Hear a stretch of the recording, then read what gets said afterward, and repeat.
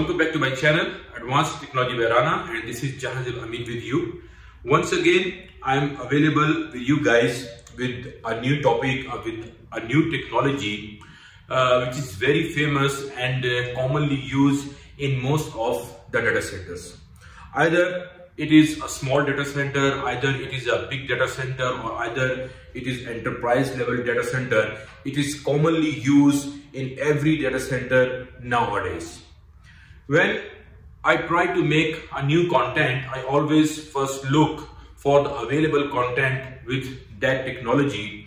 If the content is available, I will normally not go with such kind of topic or subject. But the technology which I'm going to discuss today, I checked very online, mostly on the YouTube, but I didn't find any comprehensive, complete, which is in an easy way of deliver the technology. I did not find. So I tried. So I decided that I should make some content based on this technology, which is VPC peering, virtual port channel technology. After watching this video, you will be very comfortable, and anybody, if he have any concern, if he have any doubt or confusion about the VPC peering in terms of design, in terms of technology, in terms of configuration, optimization and troubleshooting, the worst scenario and the best scenario, this video is for him. So anybody who is not comfortable with the VPC peering technology or the configuration or anything related with it, after watching this video, he will be very comfortable and confident in configuring. I will make it very much easy for you guys, that anybody with the minimum knowledge, or if he does not have a knowledge, after watching this 3 episode, I believe 2 or 3 episodes, he will feel comfortable in understanding the VPC technology. Okay, so let's start with the initial theoretical side, just for a 1 minute or 2 minutes to explain what is a Cisco VPC. VPC stands for Virtual Port Channel, which is a virtualization technology. This technology launched in 2009 by the Cisco, which allows links that are physically connected to two different Cisco Nexus series devices to appear as a single port channel for a third endpoint. For example, you have two devices physical. This is your one device. This is your one device.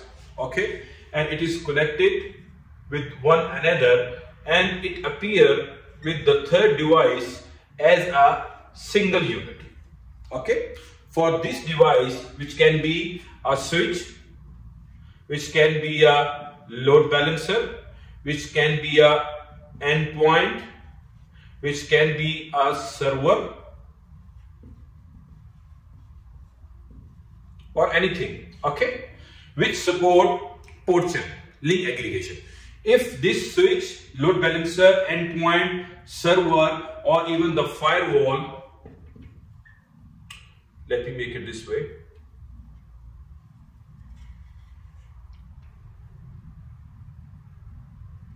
Even the firewall, okay, if it support Ether channel, it is the best to connect it with the Nexus pair of devices. And for these devices, these two devices will appear as a single unit, not as a two unit. And this technology is only available with the Nexus. Okay, I hope it is clear to you guys. It can be and 7K and 9K.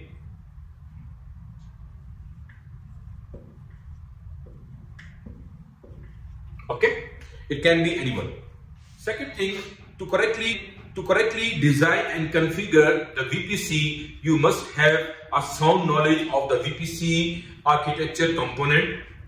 The components are based on VPC domain, VPC peer, VPC peer link, VPC peer keep alive, VPC member port, or VPC orphan port. I will explain all this terminology in a very easy way. This is a very simple and straightforward. There is nothing complex. and you will easily understand what is the link, what I give the name like peer link, keep alive, member port, orphan port. So guys, this is the basically the small introduction about the VPC peering. Now let's come to the design. This is the design what I made in front of you, that in the VPC peering you always have two nexus. It is only available on the nexus and it will connect with each other as a port channel. Okay, this will be a port channel, and this port channel or this link called peer link. What is a peer? One another. Okay, so I'll give the name.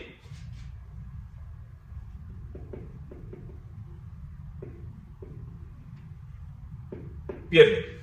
Okay. Another terminology which is in use in the VPC peering, which you will look on the documentation and you hear about this one, that is called peer keep alive. What is a peer keep alive? In the peer keep alive, one nexus with another nexus, it communicated or sent some heartbeats together to know each other that they are alive and they are working as a one unit. Okay, this called peer keep alive. What exactly and how it is configured, the peer keep alive? Every nexus, catalyst or any switch, even the non-Cisco switches, have always a management port, which is a physical management port. Okay, it is somewhere on behind of the switch. Okay.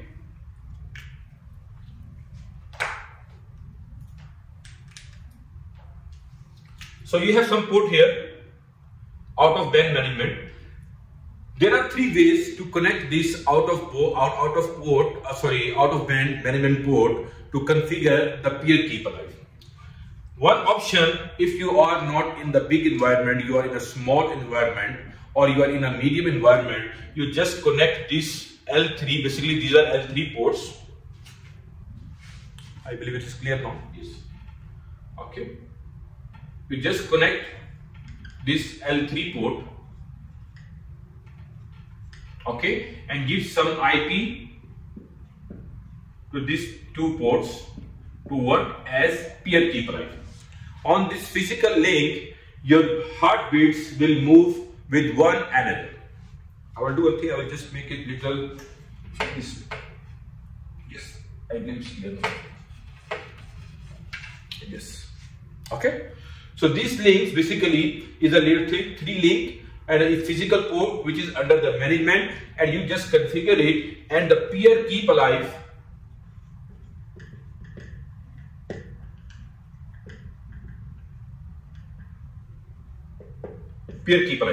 okay, it will exchange with one nexus and with another nexus, and both will know that it is alive and they work as a single unit for the third device. Another option for the connectivity is that you can use out of band switch. Every big company or medium or enterprise level company where you find where there is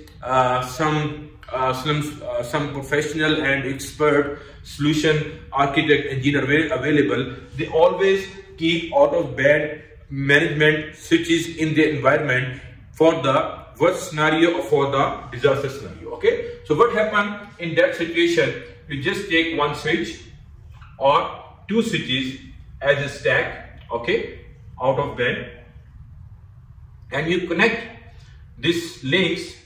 Instead of connecting directly, you connect with the out of band management switch. Okay, this is the port.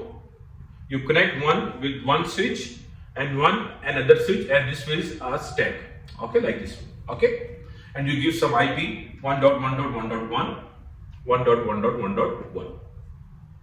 Okay, and your peer keep alive move through the out of band management. This is the best practice for the enterprise level or the huge level where you have a big environment and your most of or your all devices connect with your out of band management.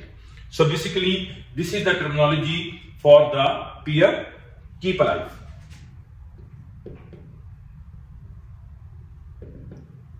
keep alive. Okay.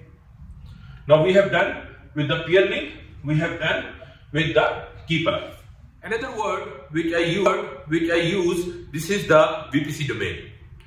To create the VPC peering in the Nexus fabric, you always create a domain. What is a domain? Domain means logically you gather two devices as a single management logically and make it a domain with some domain ID. Okay. Basically, in the VPC peering, there is always maximum or minimum two devices you need to create the domain. So you create a domain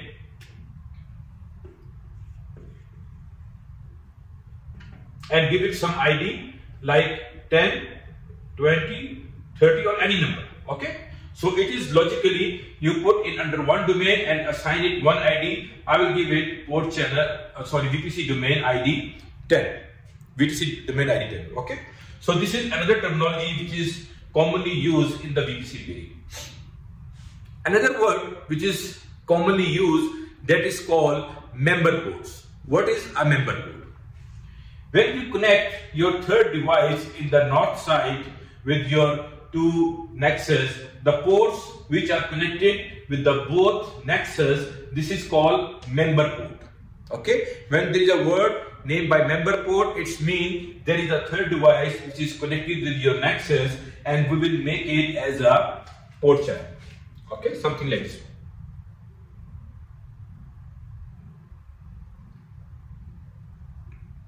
Okay, this is a port channel and we later on make it VPC.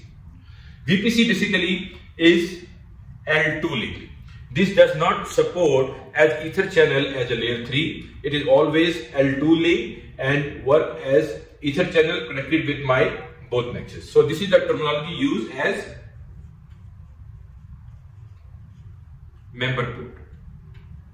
Okay.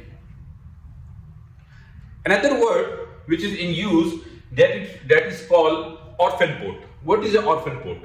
If any device in your VPC domain which is not connected with the both devices together, that is called orphan port. For example, I have some router, okay, or I have some voice gateway which is not connected with the both Nexus as a port channel. For example, this way, it is not connected as this way, and it is connected with one single device. This called orphan port. Okay, so if there is a word use orphan port in the VPC peering, you should understood that this is some device which is not connected as dual home. It is as a single home like this one.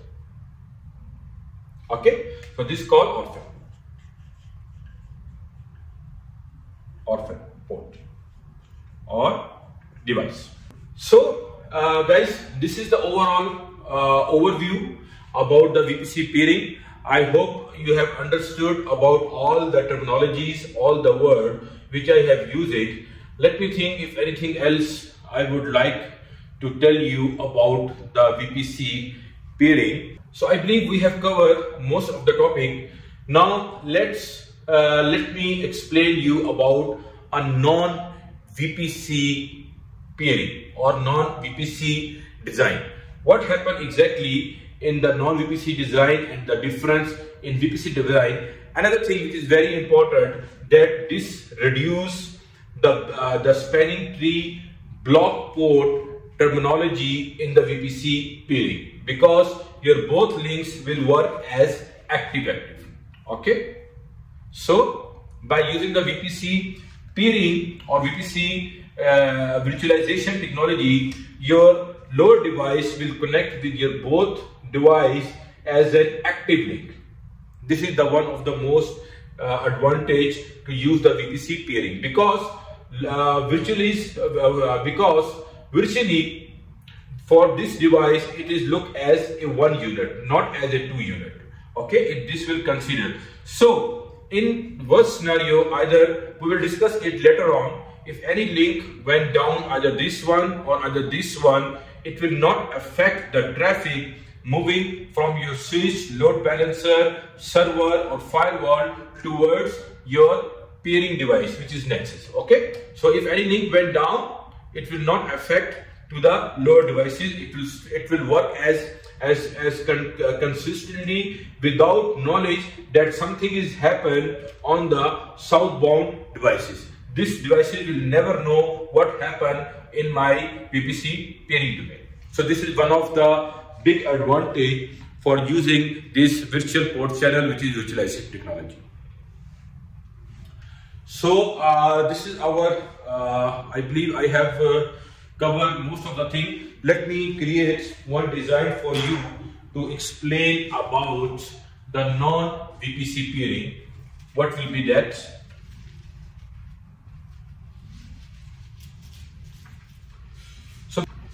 So guys, if I do not have a virtualization, I don't have a VPC peering, what will be the design and what will be the problem in that design? Okay. For example, I have a non-VPC deployment. I have one device here. Okay. I have one device here. It is my device A, or I'll use it Catalyst, for example. Okay. Catalyst 9200, 9300 or whatever, which does not support the VPC peering. And if I have some device with the non VPC supportive, what and how it will work. Okay, so this is my Catalyst,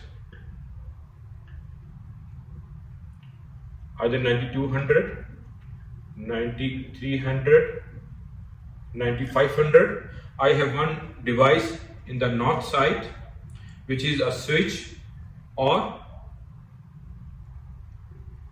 it is a load balancer, it is server, it is firewall. So I will do in the same way connectivity, this way and this way. Okay, what will happen in this case if I don't have a VPC peering, or even though I have connected it with one another as a port channel without VPC? In this case, the spanning tree will make an issue.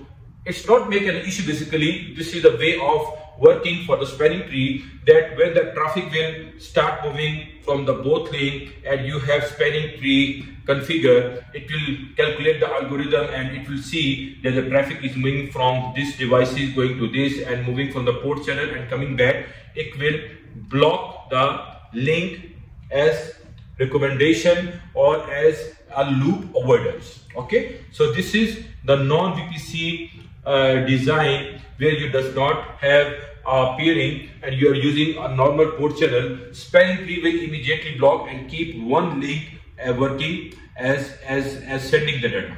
So this is the disadvantage of non-VPC. Okay, because there is a loop avoidance. So if this link went down, if this went down, it will recalculate and unshut the port from this one. So this is the disadvantage for non-VPC deployment. Okay. So guys, this is the introduction about the VPC virtualization and non-virtualization design. Now let's come back with the VPC peering, and we will discuss about some worst scenario if the link or the device went down, how the VPC peering will behave and what the reaction or action for the VPC. Okay.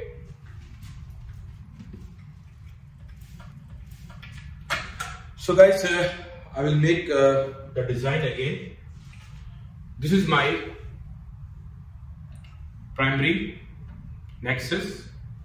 It can be in 9K and 7K or in 5K. This is my secondary Nexus.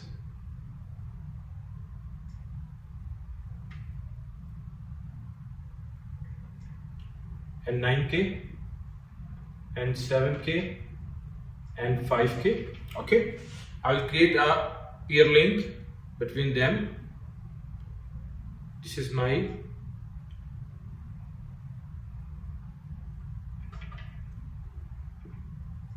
peer link. Okay, and I have one here switch as OOB, and this is my L3 management, L3 with some IP 1.1.1, 1.1.1.2, and this one my keep alive, okay, for the heartbeat, okay. And I have one device here. This is my switch. It can be my load balancer, it can be my server, whatever, okay. It is connected as peer link as a port channel plus VPC, okay. This one we will see in the lab portion. So this is connected as this one. This is my member port.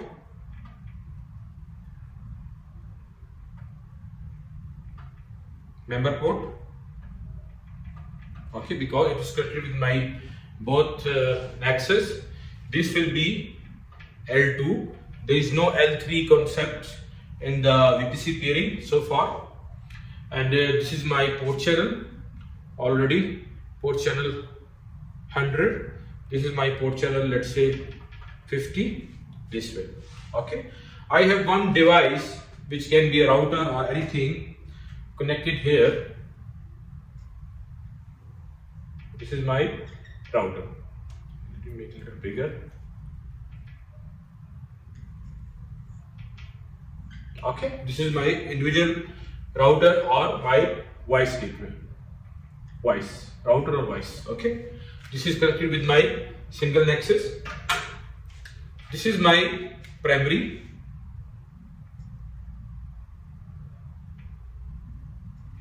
This is my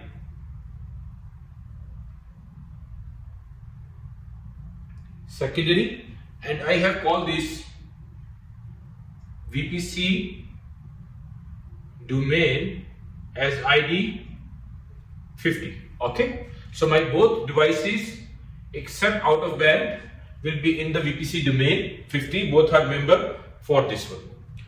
So let's assume that my one of the link went down from here. What will be the impact with my down on the down level for my devices, okay. There will be no impact in my VPC domain and operations will be continue running because this is working as an active, okay. This is the first scenario. Second thing, let's assume my secondary switch went down. What will happen? Again, nothing will be happen because this is my primary and my most of the traffic is handled from the primary, from my primary Nexus in the VPC domain. So there is no impact on this one. Let's go for some tricky part or some complex design. Let's assume my peer link went down. So my peer link, this went down for some reason, this one. What will be the impact? Again, there is not some big impact because my keep alive link is active, and through this one it will know that the both peers are up and there is something happen with the peer link. But what will be the happen in this situation? There is chances for the loops, okay, to become the loops. So what will happen in this situation?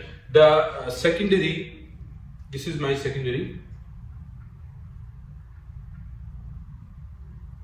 okay. On this situation, the secondary peer will shut down its port from the operations because there is a chances for the loops, okay. So this is the scenario in case my peer link went down. Let's assume if my primary link this went down. What will happen if my primary switch went down? Immediately once my primary switch went down, the role from this primary will be transferred to my this secondary switch, okay. This will be immediately work as primary,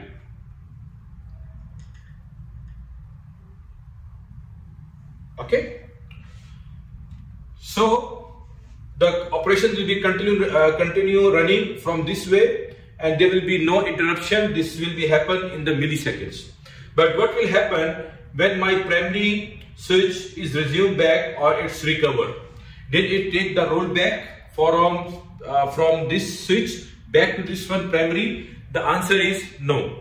It will continue as a secondary switch. Okay, it will continue as secondary, and this will work as primary. The reason behind this one, it is not resumed back. The reason there will be a chances for the loss of data, because at the back plane of both Nexus there is a communication going on, and transition for the roles can cause some delay in the data. So that's why it will not resume back the operation as primary. It will continue as secondary, and this will take the role back as primary. Okay. Now in the next scenario, we will see that our primary link, this went down. Okay. First, nothing will be happen because my keep alive link is there. The next, my keep alive link also went down. My out of band switch went down for some reason. What will happen? This is the worst scenario, and this called split brain. Split brain mean both Nexus act as primary and they think the other is down. So this is the worst scenario in which you have a loops and you will face a trouble. Another thing, what will happen if this switch went down? What will happen for this one? Because this is my orphan device, in this situation this will also went down. Okay, I forget to explain about this one. So in this situation, if my both keep alive and my peer link went down, it will work as a split brain and it will cause a loops and delay in your environment. For this reason, you have to design very well and make the peer link not on the same what we say line card. It should be on redundant or alternative line cards on the Nexus. For example, if it is 9K 9005, I believe 905 or 50, something like this one. Okay, I think not 9050, I believe 9010. Okay, so what will happen? You have 10 line cards, so you have to go with the peer link on redundant line cards. Okay, one port you can take from the line card 5, the other you can take from the line card 3, something like this one, and then you make the port channel, so your peer link will not be went down. And for the out of band, you should always go with the stack of out of band switches, something like this one. Okay, you have a stack, and then you will not connect this one with this switch, you will connect it with the secondary stack out of band. Okay, so this way you can reduce the chances of failure and keep your environment running and live. Okay guys, so this is the scenario what we have discussed. Now let's see about some commands which we will use it to configure the VPC domain. I will just create a space on this one, and then I will write down the commands.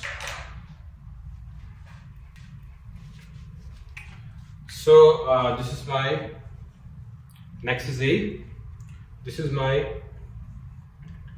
Nexus B, and this is the peer link, and this is my device switch is connected as the VPC. Okay, so this is my port channel,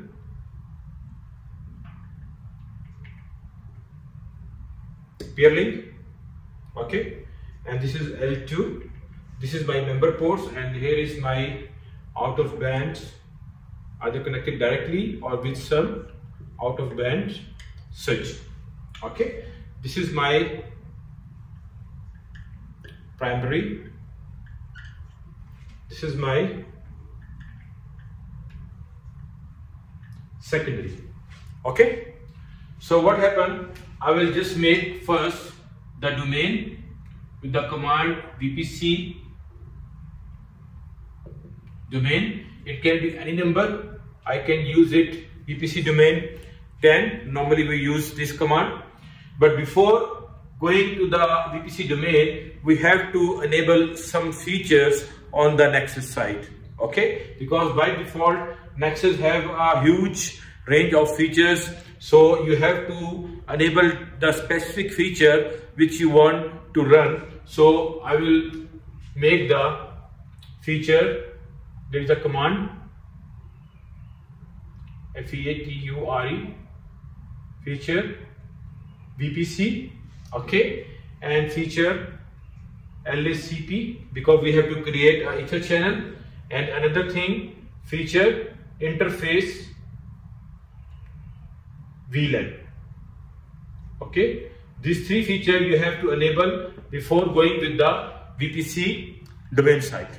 Okay, after that you will immediately, the next command which you will use it, that is for the peer keep alive.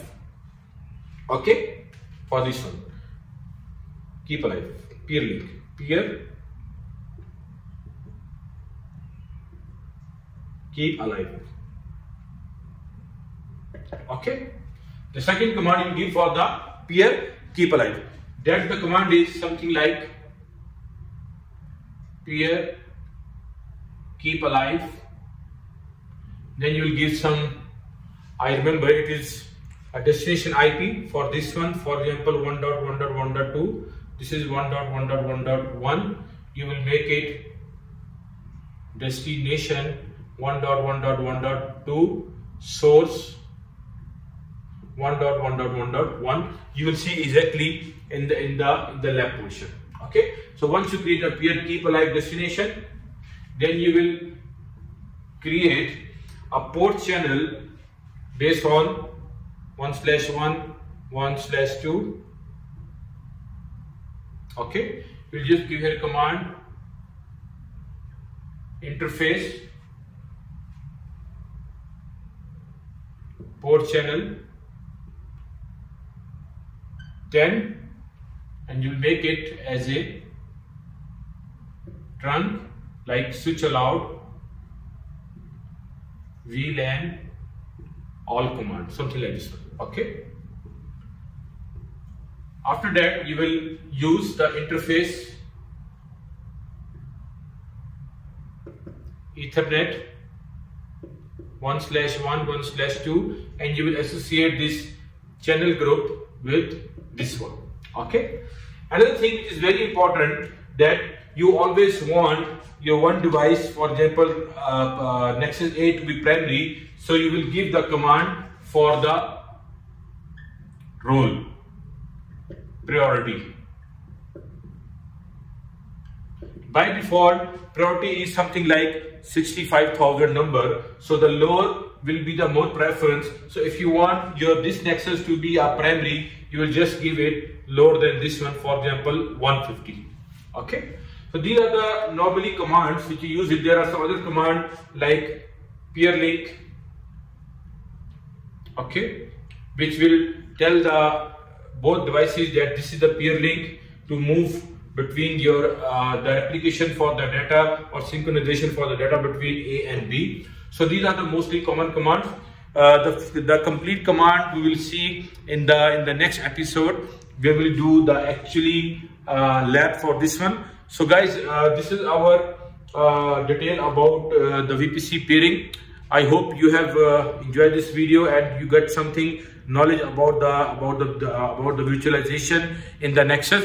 So stay tuned for my next episode for the lab, and believe me, it is also a very result oriented, and I will explain you each and every command which we will configure for the virtualization on the Nexus 9000, 7000 or 5000. It is a common command. So stay tuned and see you in the next episode with the lab. Take care. Allah Hafiz. Bye bye.